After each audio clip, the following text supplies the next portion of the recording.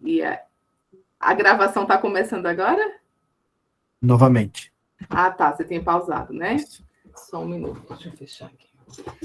Pronto. Então, vamos só mais uma tentativa. Eu não sei quem participou uma vez conosco de um evento que a gente fez. Aí o Eric Derruz estava conosco falando direto da França, que foi um evento que a gente organizou na PUC chamado Educar para a Eternidade, um compromisso possível. E aí ficou assim, caindo um monte, até que e ainda tem o problema da tradução.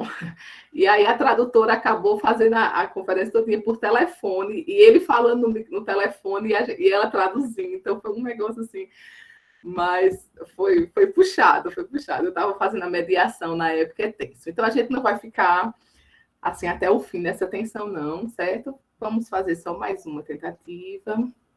E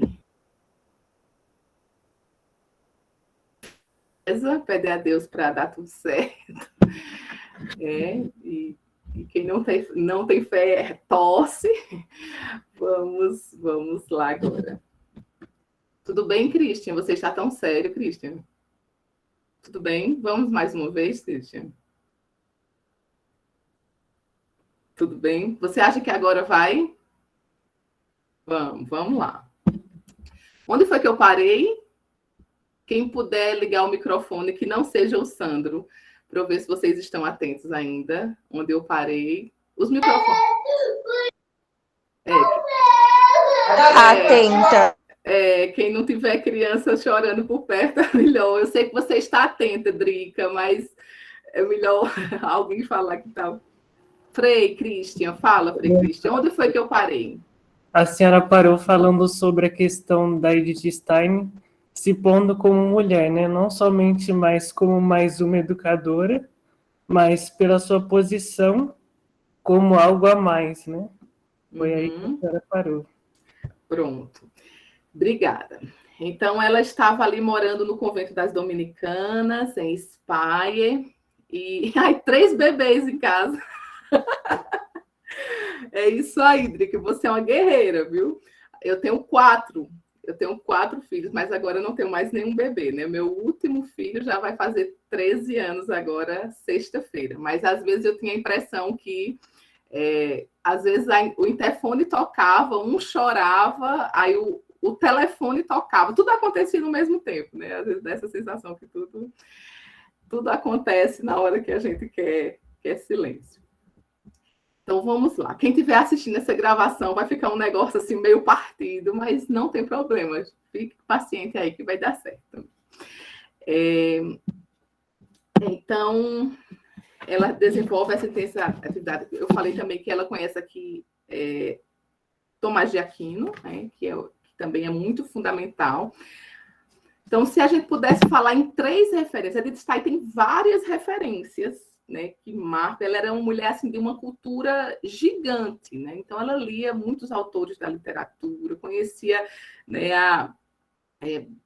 enfim, cientificamente também ela tinha grandes autores, mas se a gente pudesse resumir, se só pudesse dizer assim, 3 grandes autores que influenciaram o pensamento de Edith Stein, né, que vão compor esse caldo, assim, eu ousaria dizer, né, aí é a opinião minha, outros autores podem ter outras, mas assim, com certeza Edmund Husserl, né, São Tomás de Aquino, né, sobretudo para essa questão, essa visão mais educativa, né, que vai se formando também a partir dali, que ela, quando ela bebe nesse caldo tomasiano, assim, tem toda uma repercussão. E Santa Teresa d'Ávila, né, que aí foi o marco da conversão dela, né, um processo que ela já vinha vivendo, mas Santa Teresa d'Ávila tem esse marco. Então, ela esses três autores, assim, essas 3 leituras, né, marcam de alguma forma muito,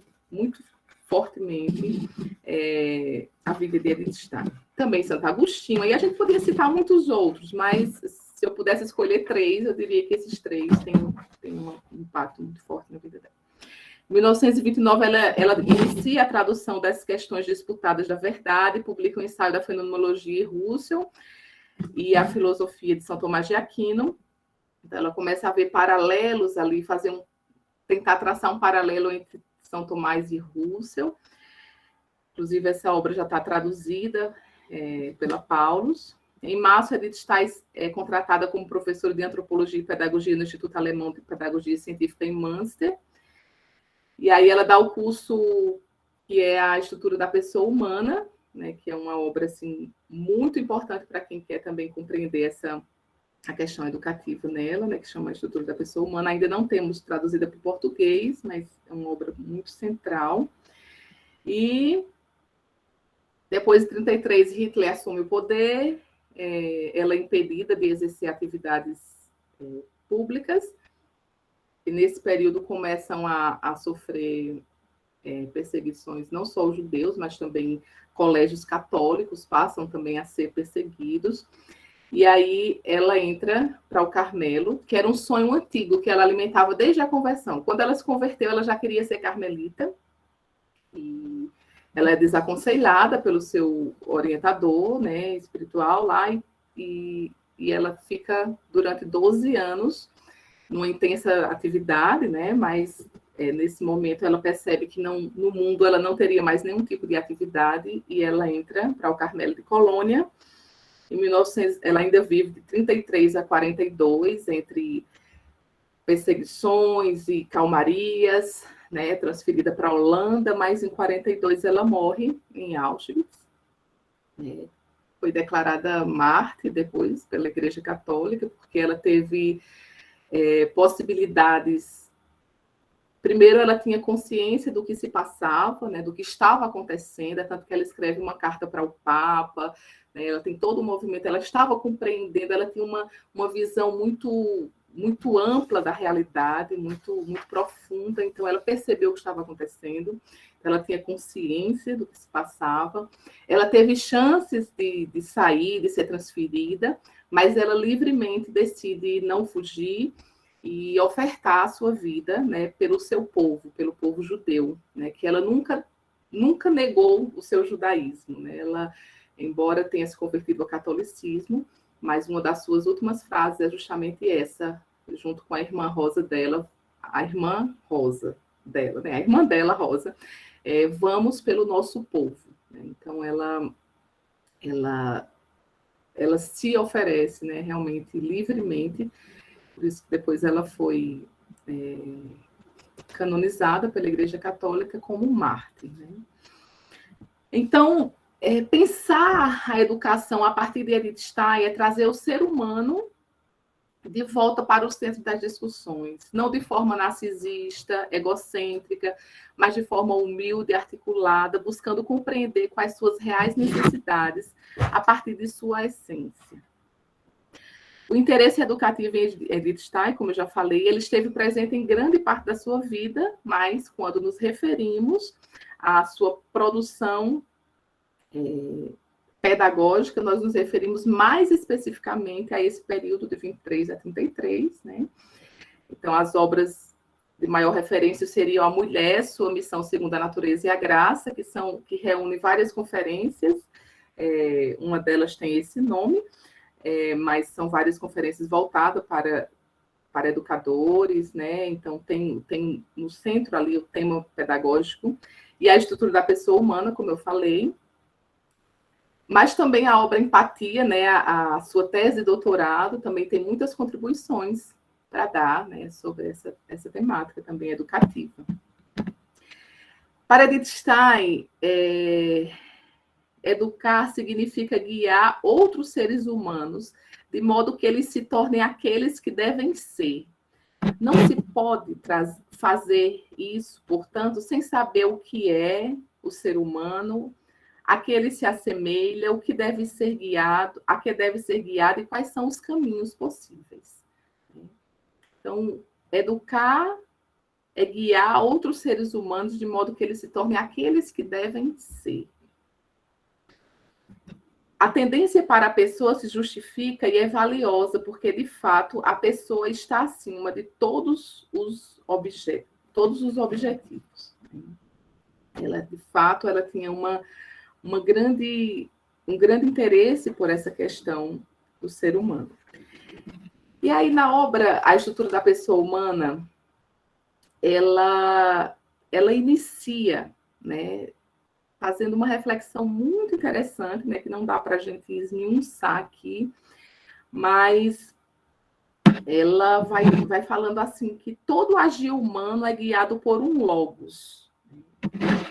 Então, toda vez que toda ação pedagógica, ela tem como pressuposto, né, uma visão de homem e de mundo. Né? Nunca uma ação pedagógica ela está desvinculada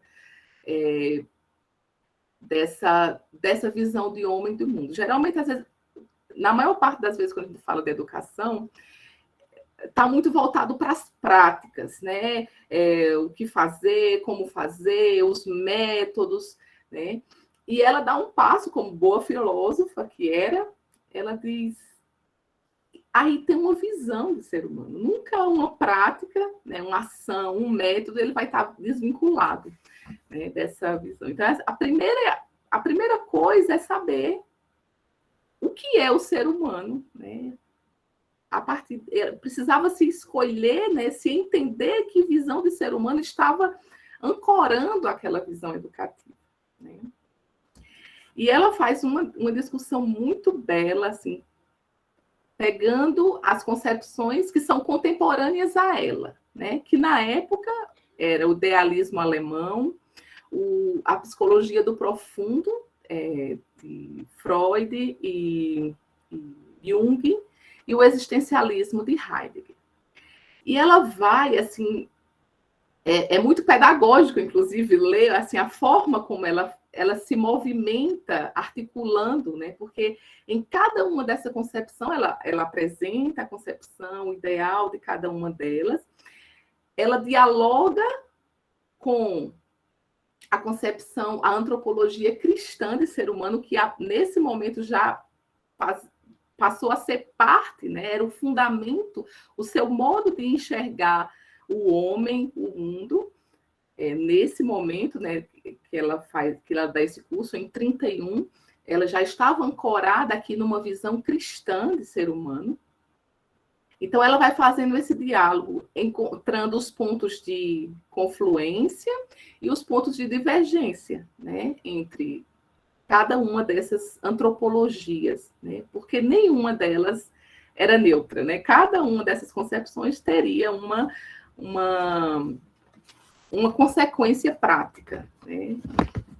Então, no final, né, depois que ela faz todo esse movimento, ela faz um resumo aqui, que eu queria ler esse parágrafo aqui para vocês, que ela diz assim: podemos dizer que, do ponto de vista da antropologia cristã, a imagem proposta no ideal do humanismo, que é o idealismo alemão, né, que revela-se como a imagem do homem íntegro, do homem antes do pecado, né, que essa marca do idealismo alemão tem um racionalismo, o homem pode tudo, né, uma marca muito forte assim de uma consequência assim como é a expressão que ela usa, um ativismo pedagógico, se acreditava que por meio da educação o ser humano podia chegar assim à sua máxima potência. Então era um tempo assim se apostava muito assim nessa que o homem é bom, né? Um autor que mais representa isso é o Rousseau, né? Que o homem é bom, que é a sociedade que o corrompe, né? Então acredita muito na bondade do ser humano. Então ela diz assim, essa visão comparada com a visão cristã é a do homem íntegro, o homem antes do pecado, mas sua origem e o seu propósito não são levados em consideração. A realidade do pecado original é excluída de sua atenção. A imagem do ser humano na psicologia do profundo é a imagem do homem decaído, considerado de modo estático e ahistórico, né? Que aqui no caso a psicologia do profundo, que aí o ser humano é a força do inconsciente que age, né? Enquanto o outro só levava em consideração a questão do consciente, do que o homem pode, do que é bom, é íntegro, é capaz. Aqui já o homem é mais regido pelo seu inconsciente, pelas suas pulsões, né, do que propriamente por aquilo que né, por essa parte boa, né, que o idealismo pregava tanto. E ela diz, essa imagem aí é do ser humano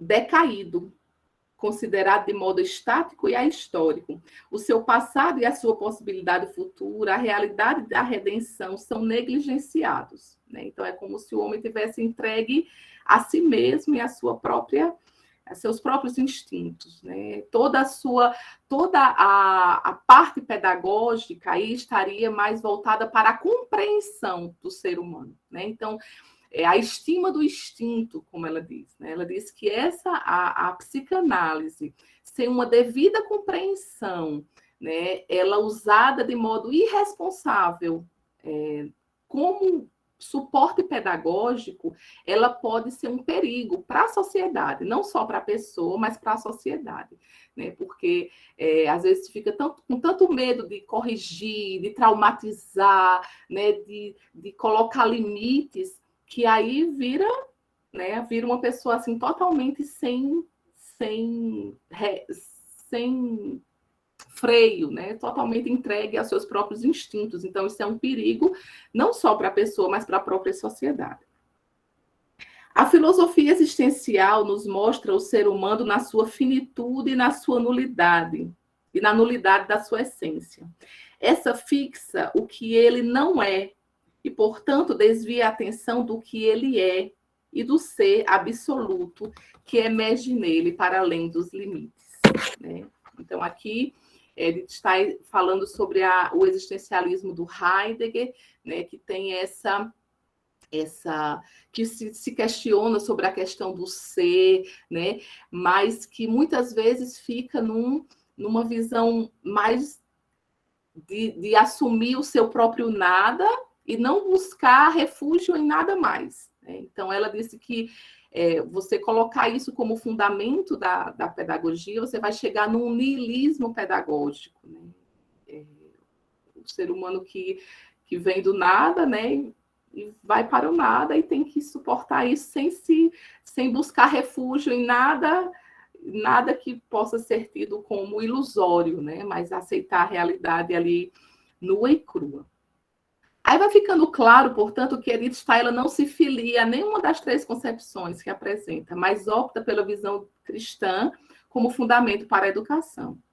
Toda a sua obra pedagógica funda-se, né? De alguma forma, ela se fundamenta nessas fontes cristãs, né? Como eu já falei, os autores que a influenciam, São Tomás, Santo Agostinho, Santa Teresa d'Ávila, mas ela não abre mão de todo o repertório intelectual que ela tinha, não é só uma questão teológica, né? E ela afirma o seguinte: as ciências, a psicologia, a antropologia, a sociologia, nos oferecem importantes instrumentos para o conhecimento da natureza humana, também para aquela dos jovens. Todavia, elas podem aproximar-se da peculiaridade individual só através de um vivo contato interior. O ato próprio de compreender, que sabe como interpretar a linguagem da alma, das suas diversas formas expressivas, o olhar, a expressão facial e gestual, a palavra e a escrita, a ação prática e criativa. Pode penetrar no profundo. A via para ele é livre, porém, só se a alma se exprime sem impedimentos e se o processo original de desenvolvimento e formação a partir do interior para o exterior não é interrompido. Então, ela de fato compreendia que o movimento de desenvolvimento do ser humano ele acontecia de dentro para fora. Ressalta sempre a necessidade de que o conhecimento capte a individualidade das pessoas, pois acredita que não se podem educar os homens para uma mesma finalidade, segundo um esquema geral, mas é preciso dar espaço à especificidade para individuar a orientação até o fim. Então, essa é uma marca, né, de toda a obra pedagógica, buscar acolher o ser humano em sua individualidade da forma mais viva e próxima possível, sem aprisioná-lo em esquemas fechados, mas também sem desconsiderar nenhum conhecimento científico para melhor compreendê-lo. O trabalho educativo em Edith Stein visa formar o ser humano à plena realização de si mesmo, nesse processo que acontece de dentro para fora, como atualização de suas potencialidades, né? Quando a gente fala aqui nessa atualização das potencialidades, nós estamos aqui nos ancorando numa visão que ela se ancora também, né, numa visão aristotélico-tomista, né, de potência e ato, né, e ela fala que ainda que essa plenitude que cada ser humano é chamado a realizar só seja realmente conhecida por Deus, que o criou e conhece em profundidade toda a sua criação. Ela passa a considerar o conhecimento teológico irrenunciável para a teologia. Não, o conhecimento teológico irrenunciável para a pedagogia, né? A pedagogia não se transforma numa teologia, né? Mas esse conhecimento teológico, a relação do ser humano com Deus, né, passa a ocupar um lugar de centralidade também na sua obra pedagógica, né? O ser humano compreendido como corpo, como psique, como espírito, né? Mas também com um núcleo, com uma individualidade, né? Então, esse núcleo que Edith Stein fala, que Santa Teresa chama de alma da alma, né? Esse lugar da individualidade, esse local onde o ser humano é ele mesmo, é único. Então, esse ser humano, essa pessoalidade, essa individualidade, ele só é conhecido plenamente por Deus, né? Segundo ela acredita. E ela diz assim: o verdadeiro educador é Deus, o único a conhecer cada homem singular em profundidade, a ter diante dos olhos o fim de cada um, e a saber de quais meios tem necessidade para conduzi-lo ao fim. Os educadores humanos são só instrumentos nas mãos de Deus. Essa afirmação, ela pega assim de surpresa, ela pode nos colocar assim, mas como assim os educadores são só instrumentos nas mãos de Deus, né? Como se isso fosse pouca coisa, né? Então, mas é dessa forma que ela vai compreendendo, né? Claro que isso é um processo, né? Aqui nós estamos na fase madura da sua vida, da sua obra pedagógica, né? Ela já tem uma mulher com 40 e poucos anos, né? Depois de toda uma trajetória, né, de estudos antropológicos, de estudos psicológicos, da filosofia, né? Quando ela se encontra com a teologia cristã, é como se fosse a peça que faltava para fechar aquele quebra-cabeça, né? Aquele quebra-cabeça que era o ser humano, né? Essa impressão que eu tenho, assim, porque é como se ela disse assim, é isso, né? Então ela passa a fazer uma releitura, uma leitura do ser humano, de modo que ela não abre mais mão. Ela não abre mais mão dessa consideração religiosa. Quem quiser estudar a questão pedagógica em Edith Stein não pode ter preconceito com nenhum aspecto religioso, assim, porque é interessante que ela vai, quando a gente vai lendo, nos primeiros momentos eu tinha vários sustos, né? Porque eu como a maioria de vocês, né, fui formada numa mentalidade assim bem separadinha, né? Aqui é minha fé, aqui é a razão, aqui não mistura, né? Ela não quer saber disso. Ela não tem respeito humano, né? Ou melhor, ela respeita tanto o ser humano que ela não pode deixar mais de fora essa consideração tão importante, né? Porque ela entende que o ser humano ele só é integral, né? Se esse quebra-cabeça estiver montado, né? É interessante que a gente interessante que a gente fale aqui que essa expressão educação integral não é falada por ela. Essa expressão educação integral é muito mais recente, né? Ela não usa em nenhum momento, não que eu tenha visto, né, essa expressão educação integral.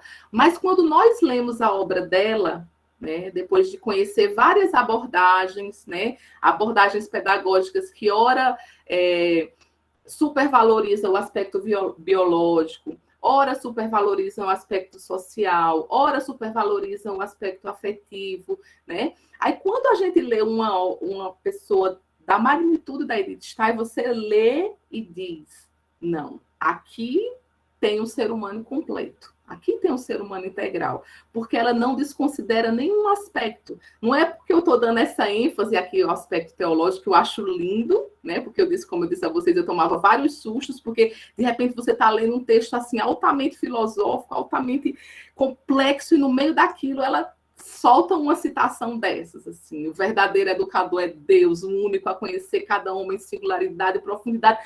Meu Deus, como é que ela fala um negócio desse aqui? Pode falar isso num texto acadêmico, assim, um texto científico? Uma doutora pode falar isso, né? A gente toma vários sustos, porque, de fato, ela vai fazendo essa integralidade, assim.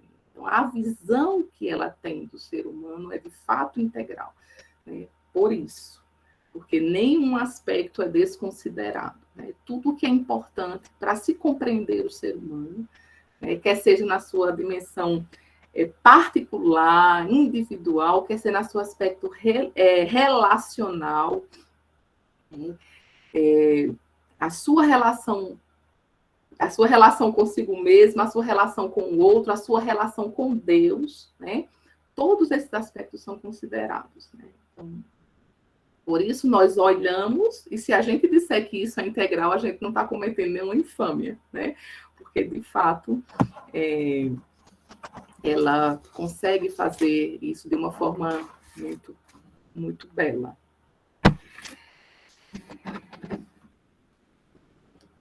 Eu queria falar um pouco sobre a questão da empatia, né? Que é uma dimensão muito importante. Como eu disse, nesse período, a Edith Stein nem estava tratando de questões religiosas, né? Mas ela já tinha esse interesse por questões relativas ao ser humano, né? Os discípulos de Russell que mais se interessaram por essa questão foi a própria Edith Stein, o Mark Shelley e o Martin Heidegger. Eles adentraram mais diretamente, né, nos fundamentos antropológicos do ser humano. E a vivência da empatia foi um dos primeiros temas que despertou esse interesse dela, a ponto, né, como eu já disse, de ter feito a sua tese doutoral. Trata-se de uma vivência humana que expressa a singularidade da relação recíproca entre os indivíduos. A análise da empatia quer responder à pergunta: o que significa tomar conhecimento da experiência vivencial alheia? Russell já se interessava por essa questão, que tinha como peculiaridade: sentimos imediatamente que estamos em contato com outro ser humano, de tal modo que podemos falar nós. Pezzella, Ana Maria Pezzella, é uma grande estudiosa também dessa questão pedagógica em Edith Stein, né? uma estudiosa italiana. Ela resume a visão da empatia da seguinte maneira, abre aspas: a empatia é um instrumento natural, imediato, tipicamente humano, através do qual se pode compreender os outros, as suas vivências, os seus estados de ânimo, os seus sentimentos. É uma modalidade que não se aprende ou se aplica quando surge a necessidade, mas é inerente à pessoa. Nos permite compartilhar alegrias e dores dos outros de maneira imediata. Implica, no entanto, aí fecha aspas, tá? Agora sou eu. Implica, no entanto, uma clara distinção entre os sujeitos, em que a alteridade do outro é reconhecida.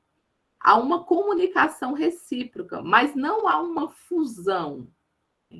A individualidade é preservada. Então, até essa expressão que se popularizou muito, né, da empatia, como se colocar no lugar do outro, né?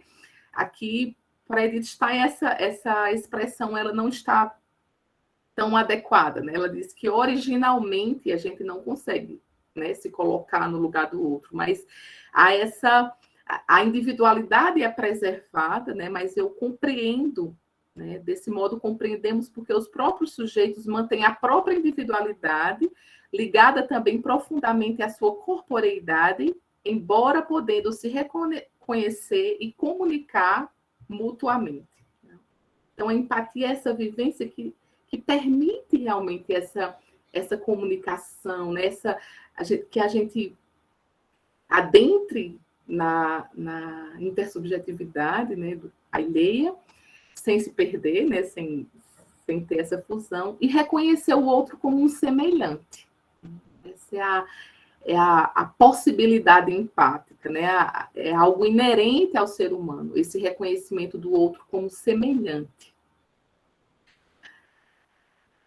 Nós podemos compreender o sentimento do outro, somos capazes de reconhecer os estados de ânimo que também existem em nós, mas não é possível sentir originalmente. Então, aqui a professora Ângela Lisbelo falando, a constituição do indivíduo fora de mim é a condição de constituição do indivíduo em si mesmo, pois quando capto o corpo de um outro como meu semelhante, capto também a mim mesmo como igual a ele.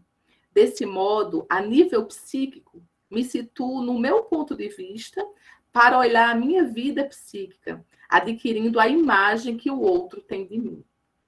Então, a empatia é um movimento de ida e vinda. Eu tanto capto o outro, mas também, a partir do outro, eu capto a mim mesmo. Então, como é fundamental essa capacidade, essa vivência humana, essa relação humana, né?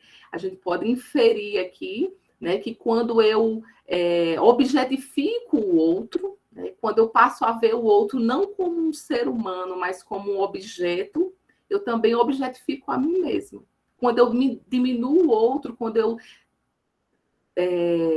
destruo o outro, eu também estou destruindo a mim mesma, né? Porque nós somos parte, nós temos uma origem comum, né? Nós temos uma base comum que nos une a todos. Então, destruir o outro é destruir também a mim mesma, né? Ainda aqui a Pezela falando, mediante o ato empático, posso imediatamente reconhecer o outro como homem e como mulher, como seres humanos que me acompanham, participam comigo e junto a mim do tão cansativo quanto maravilhoso estar no mundo. Me consentem entender que as dificuldades e as duras provas a que nos chama a vida são comuns e não poupam ninguém. Há uma origem comum que é aquela de ser homens e mulheres que procuram descobrir o sentido da própria vida. Então, esse estar no mundo, esse ser humano, né? Essa raiz comum que une a todos nós, né? Que a empatia, esse ato empático, né? nos possibilita vivenciar. E aí eu queria trazer com vocês aqui, trazer a mente, né? Não a imagem, mas a mente aqui de vocês. Eu queria que vocês puxassem aí pela memória. Vamos fazer aqui um exercício de memória. Eu queria que vocês lembrassem o que é que estava acontecendo, o que foi que aconteceu dia 27 de março de 2020. Quem lembra o que estava acontecendo, o que aconteceu dia 27 de março de 2020?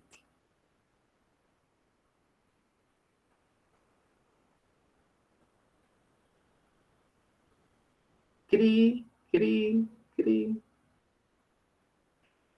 Vou ajudar, certo? O que estava acontecendo em março? A pandemia. Estávamos na pandemia. Muito bem. Pensa, eu vou dar uma dica agora. Pensa na Praça de São Pedro e um Papa na praça vazia. Isso diz alguma coisa? Ajuda? Vocês têm essa imagem na memória? Uma praça vazia. É a empatia, né? Hã? Abraçando a todos nós no momento de dor. A Pronto. coragem Uhum. de ir ao encontro do desconhecido diante do Senhor. Isso. Obrigada, Maria. Maria Tereza, nome bonito. Isso, olha aqui, chegou a resposta agora. A resposta oficial, viu, minha gente? Agora vamos à resposta oficial. Pode falar, Christian. O Christian já anotou, já falou aqui. A bênção ubi et orbis do Papa. Olha que bonito. Nem sei falar esse nome. Nem tenho roupa para falar essa palavra.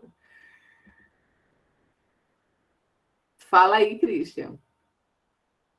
Oi, professora. Eu lembro muito dessa cena, principalmente quando o Papa subia as escadarias, né? E a tensão que permeou esse momento, né? Porque acho que houve uma identificação de todos nós naquele momento, principalmente com Cristo, né? E depois daquela bênção, eu acho que ali se realizou o ato empático, assim, que foi o reconhecimento do outro, né? Isso. Então, vamos ver aqui um trechinho da fala do Papa naquele dia, né? Desculpa recordar com vocês um momento triste, doloroso, que todos nós vivemos de alguma forma. Estamos ainda, né, saindo desse momento, mas ele fala assim, ele faz o texto é belíssimo, quem tiver ter acesso depois na internet, o texto em si é belíssimo. Mas ele pega o evangelho da tempestade, né? Aquele que os discípulos estavam no meio da tempestade e Jesus lá dormindo, né? E aí ele começa a fazer toda uma reflexão a partir daquele evangelho, tudo. Mas o que me chama a atenção é essa frase dele aqui. Ele diz assim: a tempestade desmascara a nossa vulnerabilidade e deixa a descoberto as falsas e supérfluas seguranças com que construímos os nossos programas, os nossos projetos, os nossos hábitos e prioridades. Mostra-nos como deixamos adormecido e abandonado aquilo que nutre, sustenta e dá força à nossa vida e à nossa comunidade.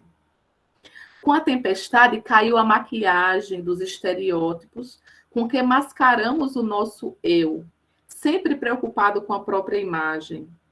E ficou a descoberto, uma vez mais, aquela abençoada pertença comum, a que não nos podemos subtrair, a pertença como irmãos. Né?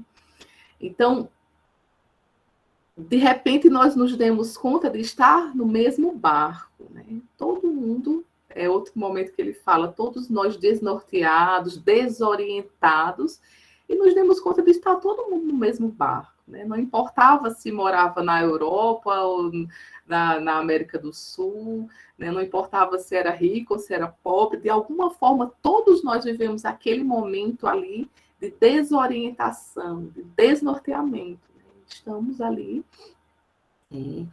cada um vivendo a sua forma, mas de alguma forma todos, né, fazendo parte, né, dessa pertença comum. Nós não podemos nos subtrair dessa experiência, né? E corre o risco de, aí já passando o tempo, né? Depois de quase mais de 2 anos aí, corre o risco de a gente perder já começamos a fazer novos projetos, novas coisas, e vamos lá correr atrás, não sei o quê, e esquecer. Né? Essa é uma vivência para não ser esquecida. Né? Muitos pensavam assim, que depois da pandemia tudo será lindo, quando acabar a pandemia todo mundo vai sair de casa se abraçando, com passarinhos cantando, né? Tudo lindo. Não. Nós estamos aqui, se não cuidarmos, vamos voltar, né, com as mesmas... Né? O Papa Francisco ainda dizia, de uma pandemia a gente não sai igual, ou sai melhor ou sai pior. Né? Então, é importante estarmos atentos àquela origem comum, né? A nossa humanidade, não perder de vista a humanidade também do outro, né? Essa vivência empática, né? Que nos aproxima cada vez mais do outro. Isso é importante na educação, na relação que se estabelece entre professor e aluno, nas nossas relações, né, familiares, enfim. Então, essa marca comum que nos leva... ainda trazendo aqui um pouquinho o Papa Francisco, que quando eu leio Edith Stein, eu percebo que tem muitas coisas que o Papa Francisco traz que estão muito em comunhão também com essa visão dela, né? Na Laudato Si, ele fala sobre a raiz humana da crise ecológica, já no capítulo 3, depois de fazer toda situar o tema ecológico, a crise e tanta coisa, aí vai chegar na raiz humana da crise ecológica. Agora vamos dar nome aos bois, o que é que está causando tudo isso, né? Então, tem um trechinho lá, nos números 104 e 105, e que ele diz assim, que nunca a humanidade teve tanto poder sobre si mesma e nada garante que a utilizará bem, sobretudo se considera a maneira como está a fazer. Basta lembrar das bombas atômicas lançadas no século XX, bem como a grande exibição de tecnologia que serviu para o extermínio de milhões de pessoas. Bem como a grande exibição de tecnologia ostentada pelo nazismo, o comunismo e outros regimes totalitários que serviu para o extermínio de milhões de pessoas. Sem esquecer que hoje a guerra dispõe de instrumentos cada vez mais mortíferos. Nas mãos de quem está e pode chegar tanto poder, é tremendamente arriscado o que resida na mão de uma pequena parte da humanidade. E aí ele vai falando que as pessoas às vezes acham que basta um progresso científico, tecnológico, para que desabroche espontaneamente o bem e a verdade. Né? Mas a importância de educar, de formar os seres humanos para o reto uso do poder, né? Para o reto uso de tudo isso, da tecnologia, né? E de todas as possibilidades abertas pelo progresso humano. Né? A verdade é que o homem moderno não foi educado para o reto uso do poder, porque o imenso crescimento tecnológico não foi acompanhado por um desenvolvimento do ser humano quanto à responsabilidade, aos valores, à consciência. Em outras palavras, ele está dizendo aqui, o imenso crescimento tecnológico não foi acompanhado por um desenvolvimento integral do ser humano.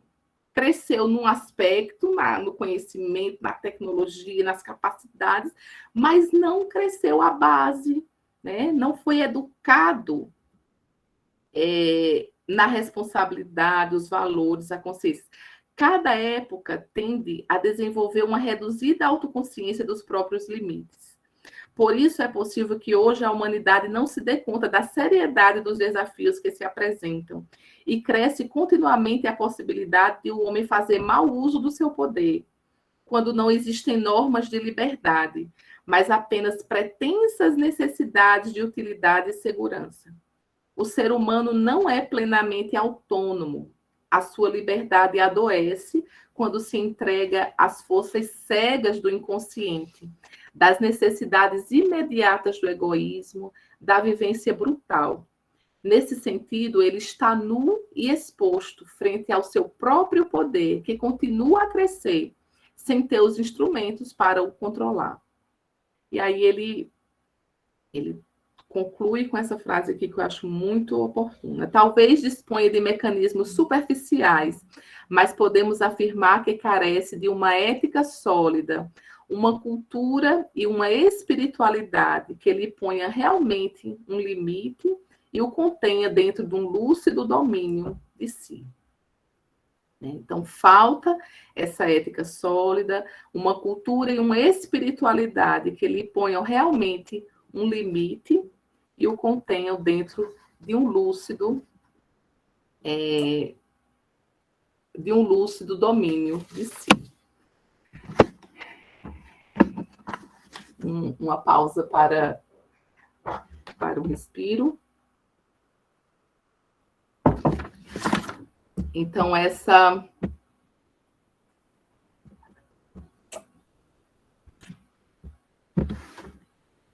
Depois eu respondo essa pergunta aí que foi feita aí sobre grupos de estudo. Sim, tem vários, aí você tem que... Aí eu vou dizer aqui as possibilidades.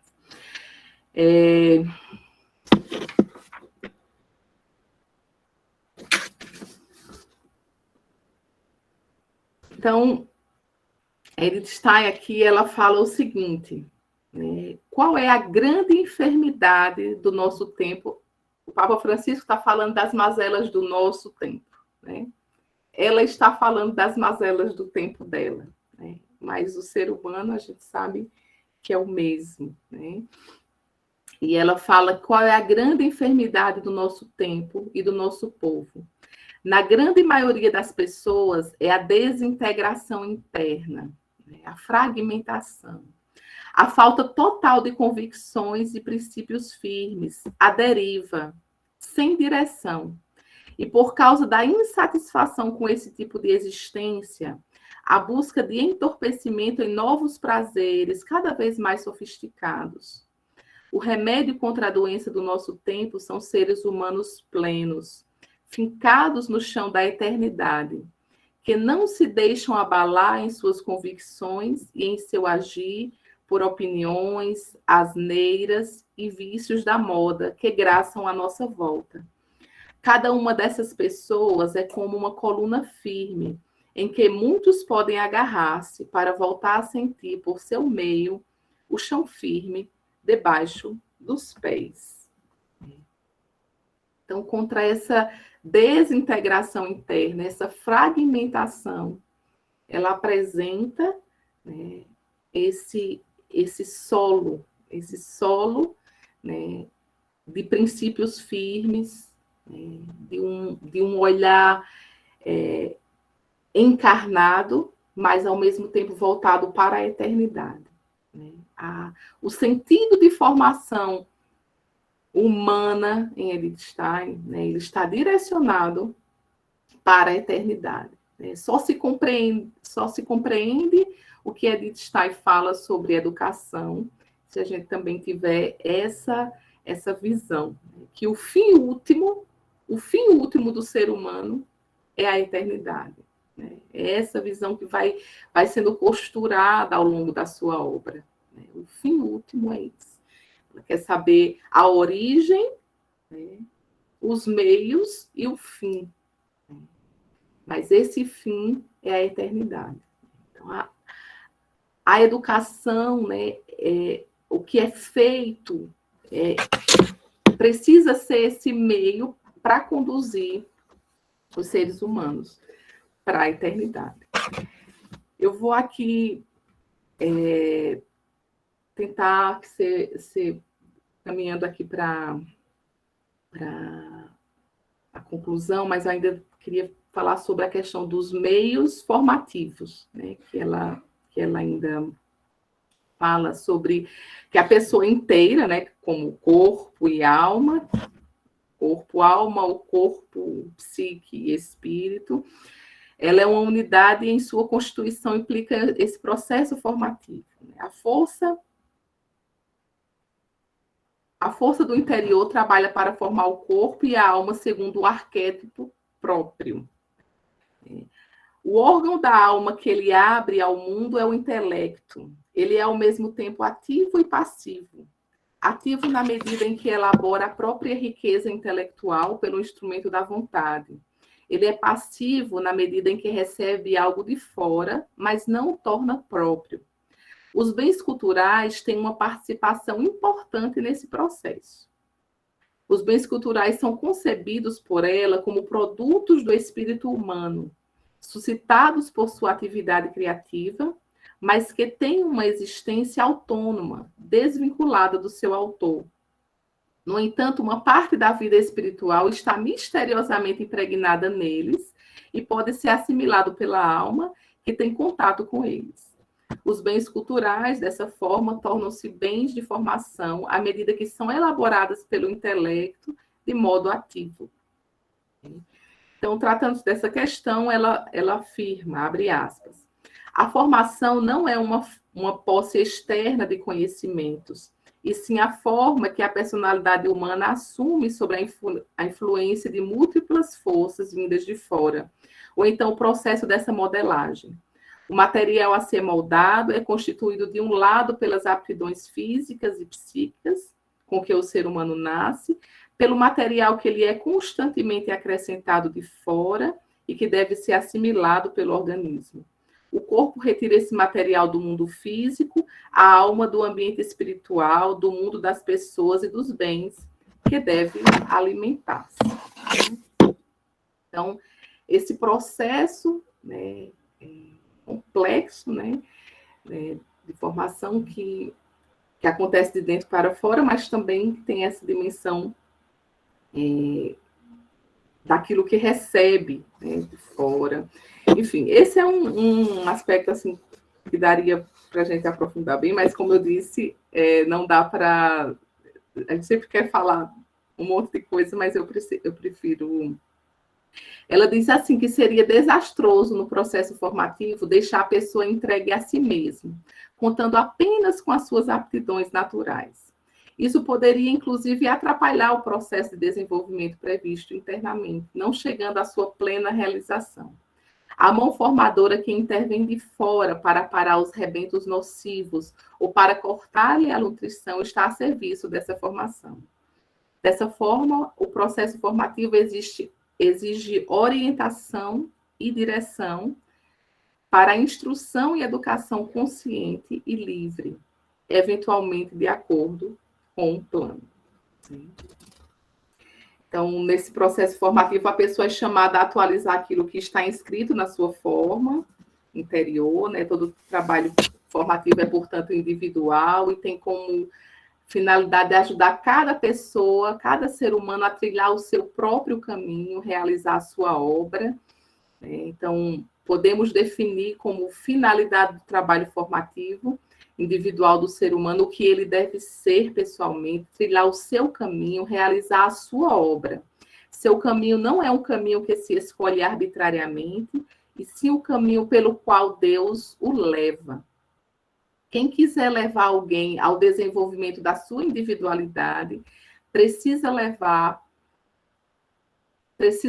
a confiança na providência divina e a disposição de prestar atenção aos seus sinais e segui-lo. Para que, mais uma vez, né, essa consideração desse aspecto, né, pouco científico, né, da providência, a providência divina, estar atento aos sinais, né, ajudar que cada pessoa se desenvolva individualmente, né, isso faz parte também de um processo de educação integral. Se fala muito em educação personalizada, né? Está se falando atualmente. E educação personalizada, às vezes a gente pensa que é uma educação de uma pessoa por vez, né? Só que pensando aqui em Edith Stein, essa visão de educação personalizada seria tocar na essência, tocar no núcleo da pessoa, educar a pessoa de uma forma a que ela desenvolva a sua própria individualidade. Né? Isso pode ser feito com uma, com duas, com três, numa sala de aula, mas desde que a pessoa não seja apenas um sósia, não seja uma maquininha, um repetidor, mas traga para fora aquilo que é único, que é pessoal. Né? Então, aquela dignidade, né? A dignidade do ser humano, né, que é própria, é comum a todos, mas, ao mesmo tempo, a marca de individualidade. Você poderia dizer assim, mas Magda, mas como fazer isso? Né? Como é que a gente pode... Né? Eu trago todos esses aspectos aqui para ir nos inquietando. Essa é uma inquietação minha também. Né? Eu penso que nós, educadores, precisamos ficar ali... mastigando isso, né? Vendo se realmente é isso que nós queremos, né? Se nós achamos que é possível que que esse tipo de educação ainda possa existir em nossos dias, né? Mas essa forma, né, de enxergar o ser humano, né, de encontrar nele, né, o que fundamenta toda essa visão, essa compreensão, né, de que Deus habita o ser humano. A dignidade da pessoa humana é fundamentada, né, nessa presença de Deus na alma humana. Eu queria só falar aqui muito brevemente de uma experiência pessoal, né, que quando eu era estudante de pedagogia, eu entrei num projeto, né, de formação de educadores na zona rural. Né? Então, a prefeitura de uma cidade lá do interior da Paraíba, eu sou de Campina Grande, Paraíba, eu acho que a essa altura todos vocês já devem ter percebido o meu sotaque.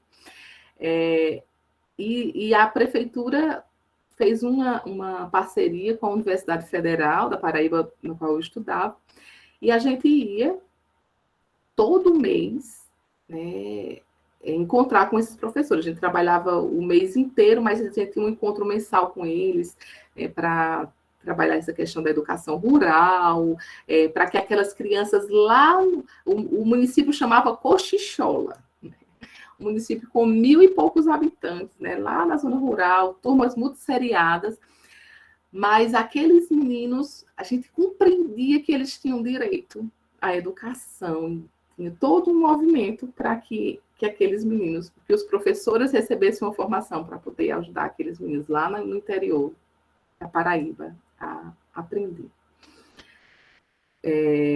Mudei para São Paulo em 2004, meu filho mais velho teve câncer, ele tinha 1 ano de idade, vim para cá, graças a Deus ele está bem, tem 19 anos já hoje, mas depois que, lá no Hospital do Câncer, eu tive acesso às classes hospitalares, né, que é outro mundo, né? Então, aquelas crianças em tratamento, internações prolongadas, no caso dele específico, era um hospital só de câncer infantil, então tinha muitas crianças que precisavam de atendimento, e aquelas professoras ali também, de alguma forma, se movimentando para que aquelas crianças, durante o seu tratamento oncológico, não perdessem também a oportunidade de serem educadas. Então, era mais outra realidade, né?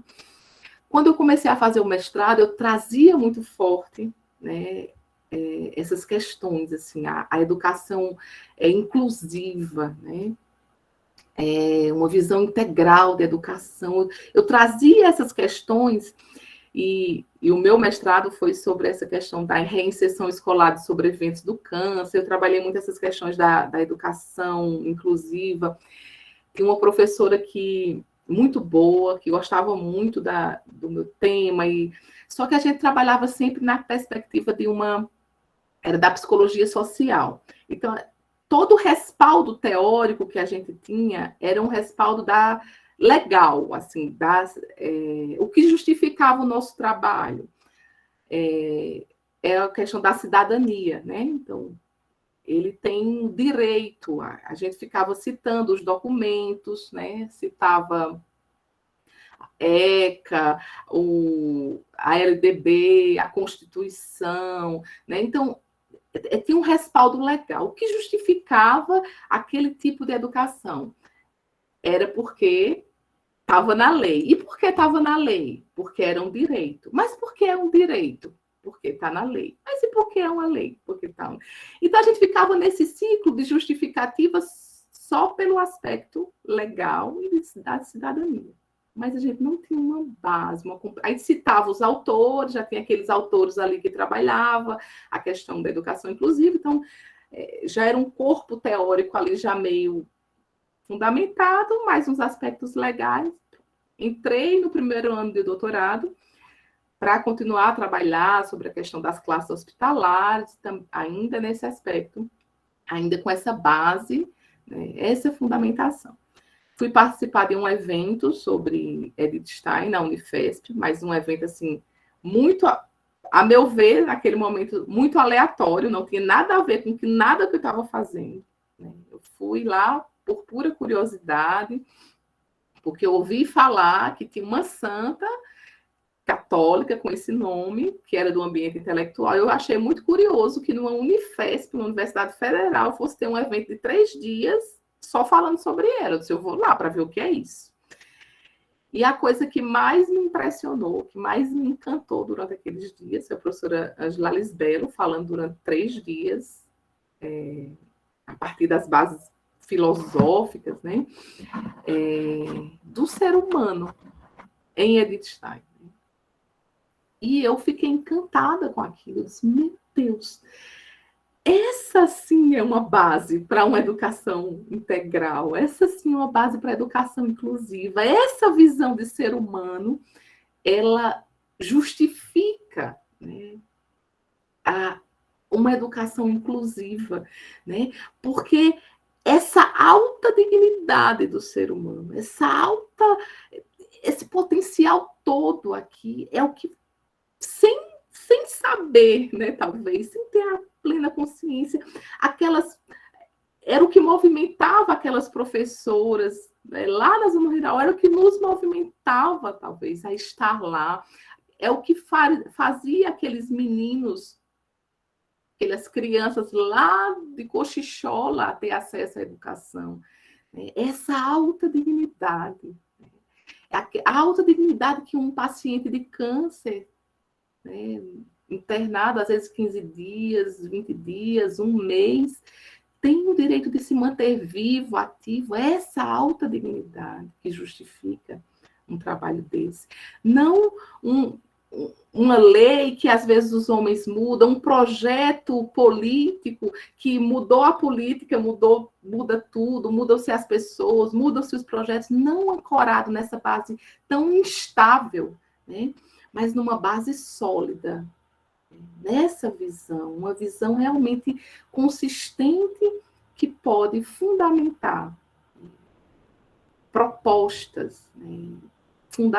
Fundamentar realmente práticas de educação inclusiva, de uma educação integral.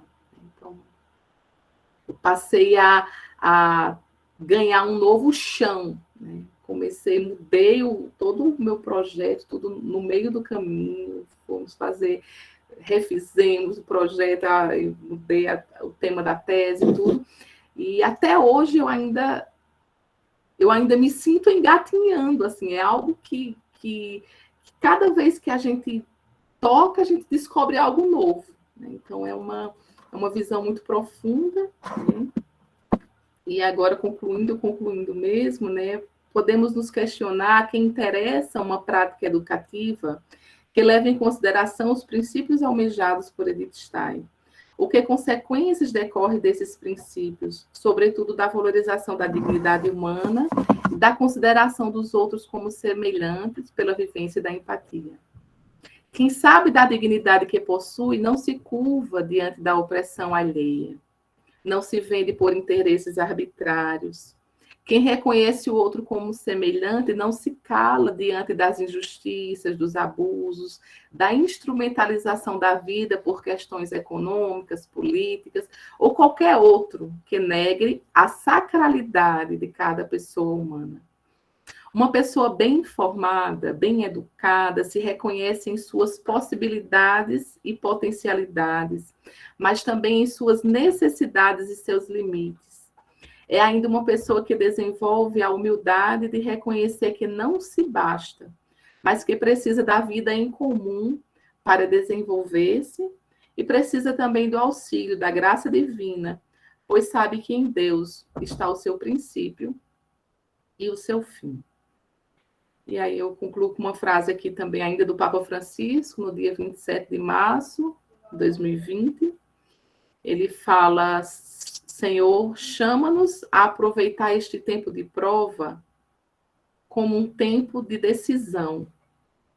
Não é o tempo do teu juízo, mas do nosso juízo.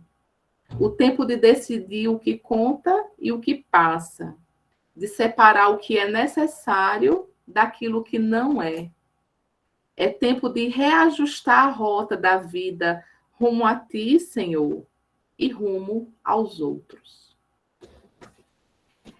É isso, e eu deixo ainda como sugestão, né, para quem quiser aprofundar essa questão dos escritos pedagógicos em Edith Stein, né, publiquei no finalzinho do ano passado a minha tese, né, Edith Stein para Educadores, Formação Integral em Tempos de Fragmentação. Também a obra da irmã Adair Aparecida Esberga, A Formação da Pessoa, em Edith Stein. A visão educativa de Edith Stein, Aproximação ao Gesto Antropológico Integral, do Eric Derrus, que é fantástico também.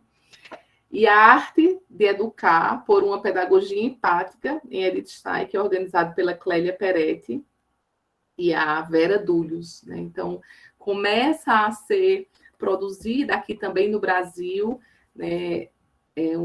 Vai sendo formado assim, também um corpo também de livros, focado também nessa questão pedagógica, né? Já que antes ela estava mais... muitas contribuições na psicologia, na filosofia, né? E agora está despontando aí na educação também essa produção um pouco mais contínua aí. É isso. Agradeço mais uma vez, obrigada pela perseverança, né? Ainda bem que dessa vez foi, e estou disponível aí. Fomos estanianos, professora, firmes e fortes aí na busca do infinito. Maravilha, obrigada pela paciência. Tinha aquela pergunta acho que da Xaxá, ela queria saber dos grupos da Cida, né? Acho que a Cida de Oliveira que perguntou se a senhora conhece algum grupo de estudo sobre Einstein virtual. Ela coloca aqui. Então, eu sei que tem alguns, né? Vou abrir brasa para minha sardinha aqui, que a gente tem um grupo focado nessa questão educativa em Edith Stein. Tem grupos de filósofos, tem grupos da teologia, a professora Clélia Peretti, lá na PUC do Paraná, tem um grupo de pesquisa, mas geralmente é com orientandos dela. Tem o Juvenal Saviano, que é da filosofia, também tem um grupo também de pesquisa. Professora Úrsula, também lá em Fortaleza, também tem. E aí eu coordeno desde 2018 um grupo, a gente faz, um grupo de estudos, né? A gente pega uma obra e vai lendo capítulo por capítulo, são encontros quinzenais. Agora, no momento, a gente está começando a obra justamente essa, A Mulher, Sua Missão Segundo a Natureza e a Graça, que vai tratar sobre os escritos pedagógicos. A última quinta-feira, a gente fez só uma introdução, e aí agora, dia 8, a gente vai começar o primeiro capítulo. Então, ainda está aberto o grupo, se alguém tiver interesse nas obras pedagógicas, a gente tem a gente vai seguindo junto. É pelo Google Meet, quinzenal às quintas-feiras, das 7h30 às 9h30. Os encontros geralmente ficam gravados, e aí quem está no grupo lá, depois pode assistir também, tem acesso aos encontros. Alguém daqui faz parte desse grupo? Eu acho que fora o Frei Christian, mas alguém faz parte? Eu acho que não estou conhecendo ninguém aqui do nosso grupo, não. Pronto, e como faz para se inscrever? Na verdade, é um link que eu envio. Aí, quem tiver meu Instagram, pode me procurar pelo Instagram Magna Shalom. Ou então eu posso mandar, quem tiver o contato do professor Sandro, eu posso mandar por ele o link e aí vocês acessam. Então, de uma forma ou de outra, eu posso enviar o link. É um grupo de WhatsApp, e aí por lá a gente vai passando as informações. Respondi? Acho que sim, né? Perfeito. Alguém tinha levantado a mão? Acho que é a Cida mesmo. Pode falar, Cida. Eu levantei agora. Boa noite para todos vocês. Muito obrigada por essa oportunidade. Tenho acompanhado bem seu trabalho, Magna, está de parabéns.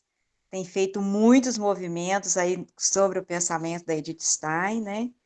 Mas a minha pergunta seria assim, eu gostaria, até agora nós temos, que eu tenho aqui, são 3 obras já traduzidas para o português, né? E se teria algum grupo dedicado a essas obras, que a gente pudesse estudar nessa dinâmica que você falou aí, às vezes um capítulo a cada 15 dias, porque eu vejo movimentos com outros pensadores nesse sentido aí. Se não tem, quem sabe nós podemos criar um, né? Ou vocês, professor Sandro aí, ou você, Magda. Quem sabe, né? Então, Porque eu sinto falta, sabe, de adentrar nesse pensamento dela, assim, de ter mais uma pegada maior aí. Seria mais ou menos isso. os grupos de estudo são muito importantes nesse aspecto mesmo. Estudar Edith Stein sozinho é difícil mesmo, esse movimento comunitário, quando vai se... o Christian vai compartilhar aí o link do grupo. Ai, meu Deus, socorro! Mas pode compartilhar, sim.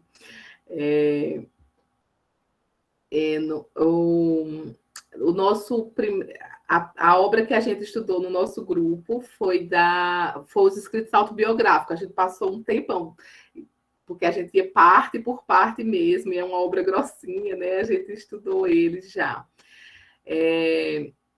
Esse de São Tomás e Russell e do Estado, o grupo que já passou no grupo do Juvenal, o São Tomás e Russell, e agora nós estamos estudando a obra do Estado, o professor Juvenal Saviano, da Unifesp.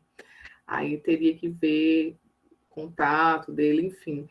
Não sei se a esse momento pode entrar. Eles são bem rigorosos, assim. O meu é um pouco menos rigoroso, porque eu sei que tem muitas pessoas interessadas assim, na introdução, tudo.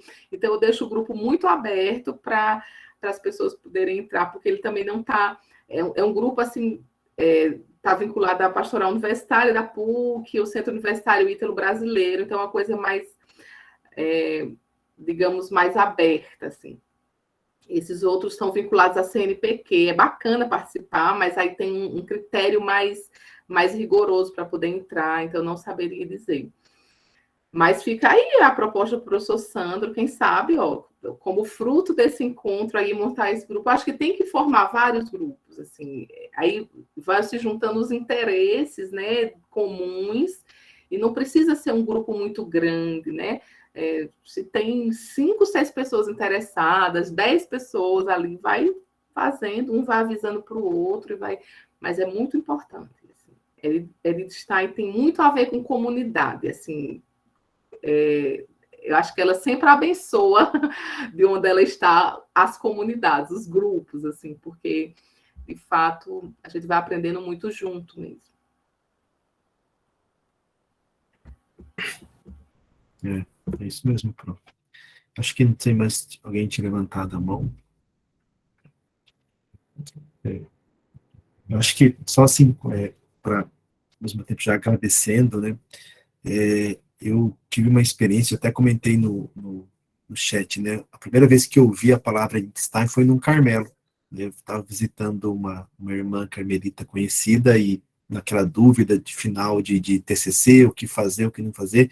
Aí, então, Madre Superiora lá do Carmelo de Franca me apresentou a obra da irmã Jacinta, Formação da Pessoa Humana. E ali, então, que despertou, né, Edith Stein, desde então, sempre procurando aprofundar, ler, na medida do possível, participar.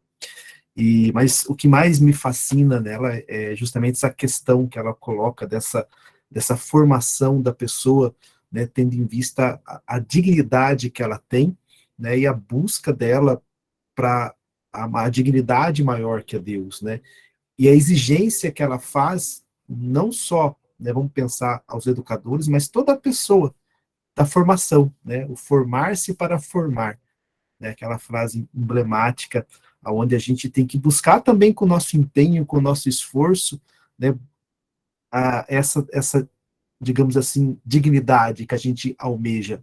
E eu achei muito, muito pertinente a sua fala, quando você colocou de que quando a gente vê, né, no outro, a gente não age, né, empaticamente com o outro, e eu me recordei dessa frase, a gente sente a dor também, a gente se rebaixa também, né, e vem um pouco nesse viés, né, eu tenho que me esforçar, eu tenho que me formar, eu tenho que buscar também, porque senão, de que vale, né? E eu acho que ele sai muito, muito atual, né, nesse momento que a gente vive, nos questiona, né, a ver a pessoa naquilo que ela tem de melhor, né, e não importa quem é, como é, mas sempre na sua essência mais pura, mais bela, no que ela pode alcançar, né. Eu sou suspeito para falar de Stein, né, sou muito suspeito pelo tudo que eu conheço dela, e assim, de apaixonado por ela que eu sou, né. E tive a grata experiência de participar de um evento que a senhora participou lá em Belo Horizonte, de um simpósio que a gente teve lá, né, uma das falas que teve aí também, foi muito bacana.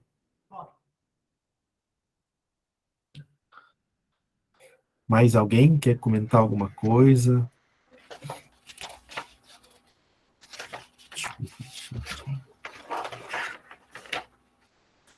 Falem, pode ficar sem vergonha. Bom, professora, uma pergunta. Esse grupo, a senhora já estudou a obra sobre a empatia, a questão da empatia, em Edith Stein, não? Não. Eu comecei lá na USP, tinha um professor Andrés, a gente começou a estudar junto com ele, mas já faz muito tempo. Foi bem na época que eu estava começando o doutorado, e aí depois a gente... Enfim, o grupo nem existe mais. Mas atualmente eu não sei de nenhum grupo que esteja estudando a empatia, não. Infelizmente.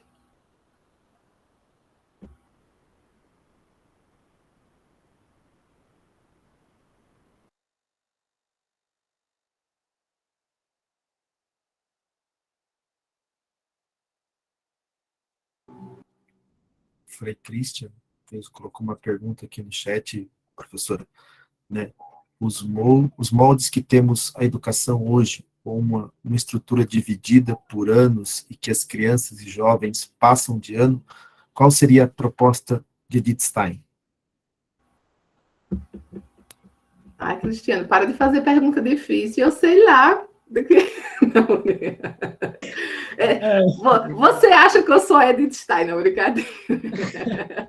Não, eu fico pensando assim, eu fico pensando porque quando ela fala sobre a valorização da pessoa humana, a gente vê que a proposta da Edith é muito interessante, mas teria que ser uma revolução na educação, né? Porque hoje em dia a gente vê totalmente o ser humano fragmentado em todos os aspectos, né? Uhum. E essa coisa, eu até colocava das crianças e jovens que passam de ano, que eu acho que até esse modo da gente conceber, né, de ir passando de etapa por etapa, esquecendo até de saber se quem está estudando ali absorveu o aprendizado, se vai sair uma pessoa mais humana, né? Acho que quando a Edith Stein fala isso, ela está questionando justamente isso, né? Uhum. E olha que é naquele tempo, né? Imagine agora. Isso mesmo. Não, ela queria ela já propunha um sistema, uma reforma no sistema alemão, né, que ela considerava estar falido há décadas, ela dizia isso, é um sistema falido, porque estava muito fortemente voltada para uma questão enciclopédica, né, como se a pessoa tivesse que saber de tudo, ter um compêndio na cabeça, assim, com todos os conhecimentos decorados na cabeça, não. Isso não é... Hoje em dia, isso ainda é mais atual, né? Assim, a gente, com o Google, com as ferramentas de busca que a gente tem, ficar só decorando um monte de coisa que não faz... O problema não é decorar, ela não era contra o conhecimento, não era contra a cultura, não era isso, mas acumular um monte de conhecimento que não faz sentido, né?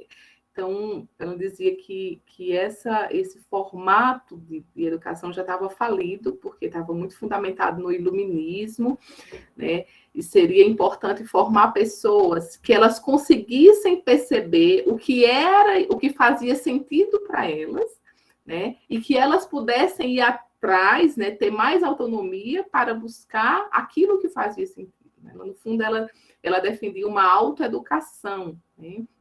Isso, claro, é do processo contínuo, não é assim, a criança já pequenininha, você já deixar ela escolher, tudo, não é isso. Mas esse processo contínuo, de modo que a educação, ela vai chegando cada mais a um processo que você vai em busca daquilo que você quer, daquilo que você entende, que é muito próximo do que a gente vai vendo hoje em dia, né? Nesses cursos, claro que tem uma oferta gigante de coisas que a gente fica perdido, que tem que exercitar também um autodomínio, a temperança para não ficar consumindo tudo, mas as possibilidades que vão se abrindo das pessoas irem em busca daquilo que realmente se interessam, que faz sentido para elas, e não ficar só passivamente recebendo aquilo que vai sendo oferecido assim de forma passiva, né? Esse tipo de educação realmente, ele cada dia mais vai ficando falido, né? Uma coisa que já é colocado para o outro assim de forma que o outro não é levado em consideração. O foco está no conteúdo e não na pessoa, né? Que vai receber. Enfim, não sei se eu respondi, mas ela já considerava o sistema alemão falido, muito provavelmente o nosso não estaria muito diferente. Muito obrigado, professor. Respondeu sim.